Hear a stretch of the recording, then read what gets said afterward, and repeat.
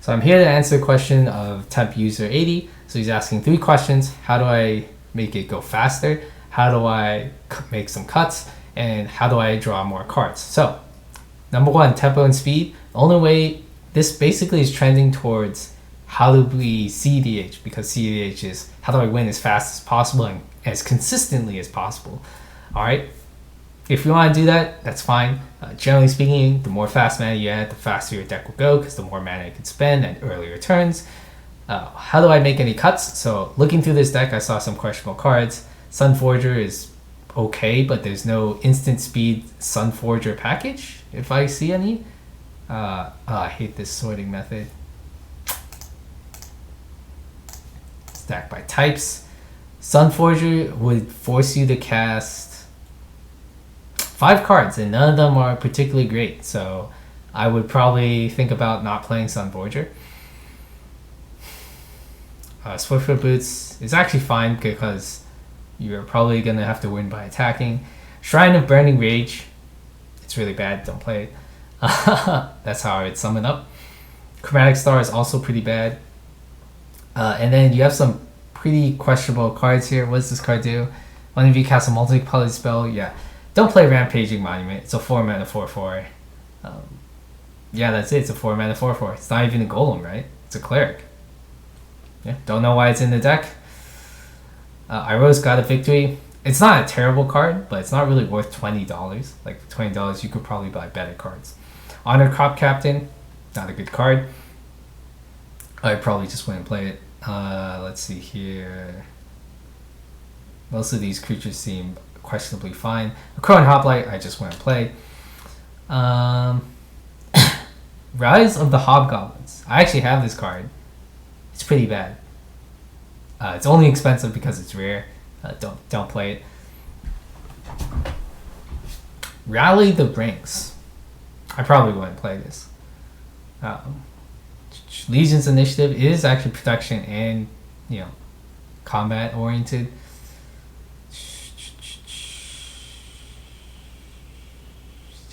So most of those are questionable, but they're fine. Most of these instants are actually not very good.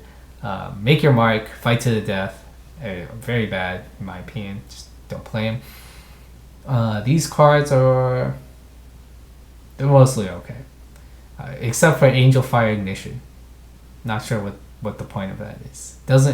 So the big problem with Boros is card draw and mana ramp. And if you have a card that does neither of those things and it doesn't remove stuff, like it's not interaction, so it's like, what's the point of this card? Is it winning you the game? Gives you Vigilance, Trample, Lifelink, Indestructible, and Haste at sorcery speed, so it's not actually protecting anything. Yeah, probably wouldn't play it. Same thing with Tajik's Legion Edge. Yeah, there's no particular synergy with your deck. You're not playing Blasphemous Act or Chain Reaction a ton. So yeah, not particularly relevant. You're probably better off by just playing Gerard, Weatherlight Hero. So if we look at colors, white, red, and then it has to say draw, we can sort this by release date. Okay, from these 7 cards throughout all the history of Magic, one of them is not a white-red card for Ferrous purposes. 2 of them are equipments, and that just leaves you Thrilling Discovery, Lorehold Command, Nahiri, and Heartwarming Redemption as your premier card draw.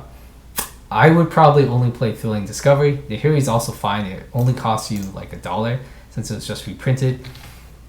Heartwarming Redemption is pretty unnecessary, and then Lorehold Command, I'm pretty sure it just sucks. I've never played it before. Now, the cool thing is though, Red has something called Impulse Draw. That means you can cast a card until end of turn.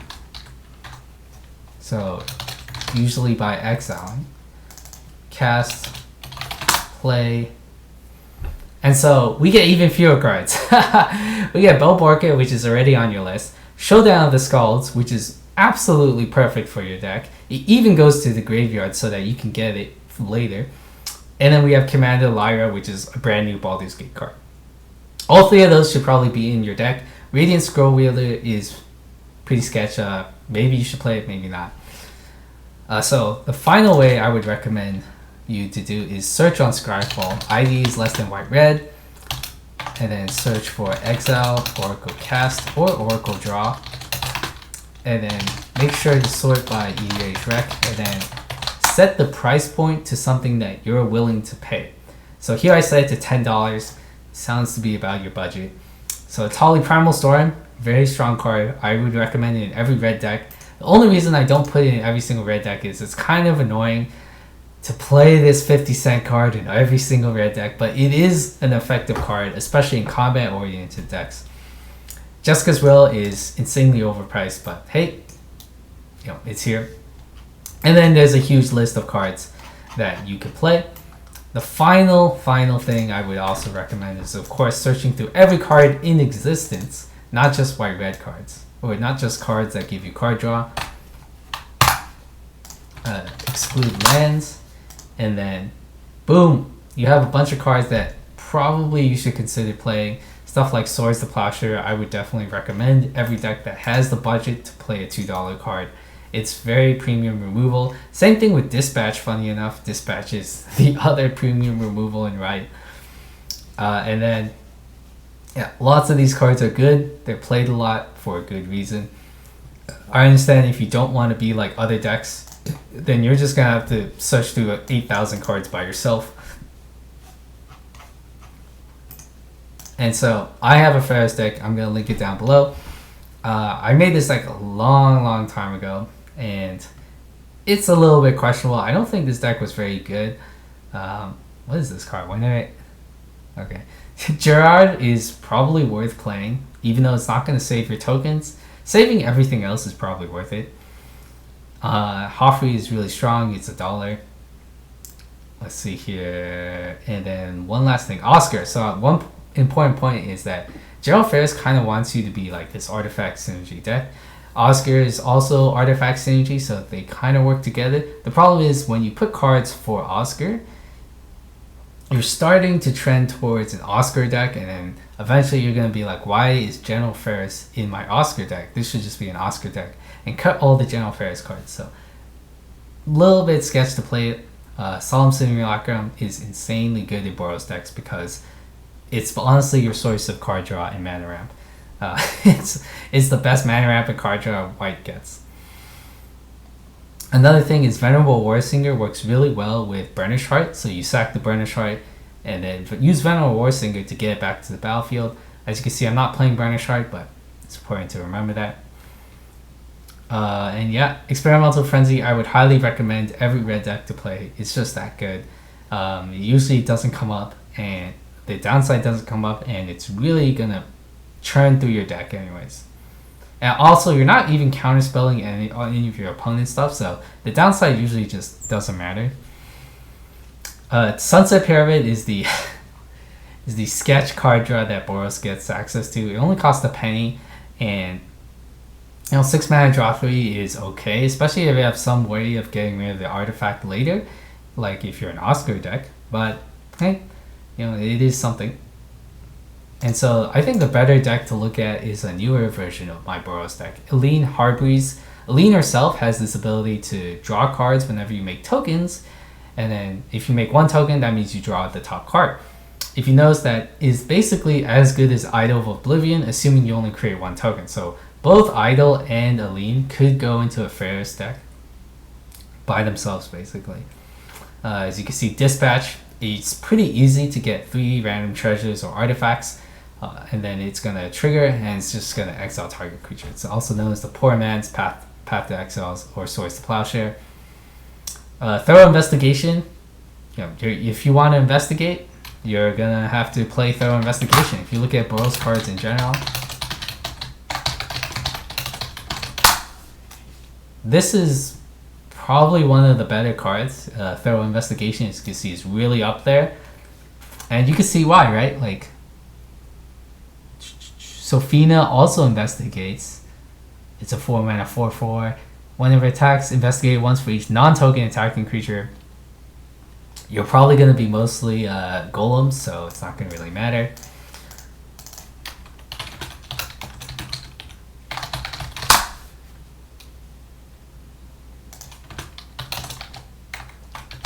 So one last thing I want to talk about is Caves of Chaos Adventurer. It's here in my deck as well. Taking the initiative is actually really strong in terms of drawing cards, actually.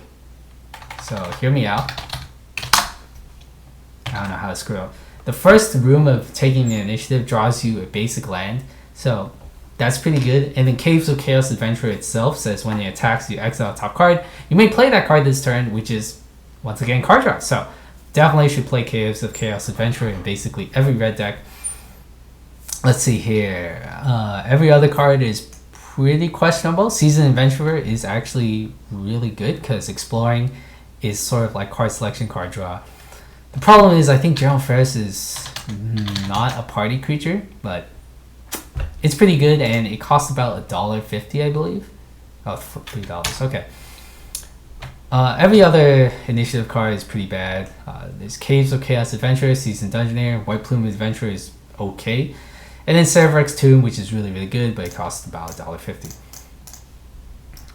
One last thing to talk about is Sun Titan. Sun Titan is, again, Boros card draw. This is going to sound weird, but you use Sun Titan to reanimate a Commander Sphere. Ideally, you could also reanimate Mind Stone. And both of these artifacts say sacrifice, draw a card. So you sacrifice them, you draw a card, then you play Sun Titan, and then reanimate the artifact you just sacrificed. So basically drawing cards with extra steps. Rionia is here not only because Ellyn cares about tokens, but because if you copy Solemn Simulacrum, get Solemn Simulacrum killed, you're essentially drawing cards. So this is how you sneak in card draw. Nadar is a Anthem, 1. It attacks and ventures, and venturing into the dungeon is about 25% as effective as drawing a card. So that's why it's here. It's also 70 cents, so pretty worthwhile. Markov Enforcer. I have some Blood Token synergy. Blood Tokens is not as close as drawing a card, but it will help if you're flooded out too much. And that's about it in terms of card draw. Ignite the Future is really the best version of card draw. You're probably going to have to rely on Ignite the Future a lot.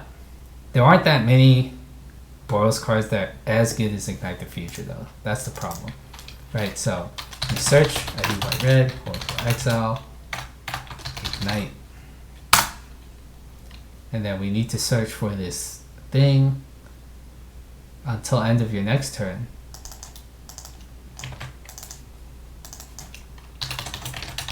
Go play, you may play those cards. And make sure you filter it by money. So again, you have light up the stage, but you only have like 17 cards to choose from. Atsushi is pretty good, right? Like, if you have lots of clone effects, Reckless Impulse is a 2-mana version. Brea's Apprentice, it could work actually. Brea's Apprentice, because you sacrifice the golems, and that would force you to draw a card. This is a 9-mana spell. It's probably effective. It's only $1. Choose any number for each of them. Exile a top card library. Okay. Pretty weird way to draw cards when you're spending 9 mana to draw cards, but it is feasible.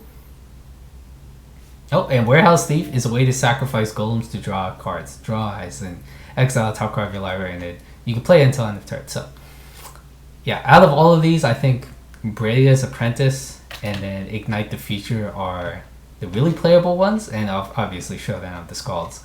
After that, it kind of dries up. At Sushi, Tech Giant, they're okay. So good luck with your card draw problems. I just think Ferrous is kind of a weaker commander, so just keep that in mind. It's probably why he's not as popular as other commanders.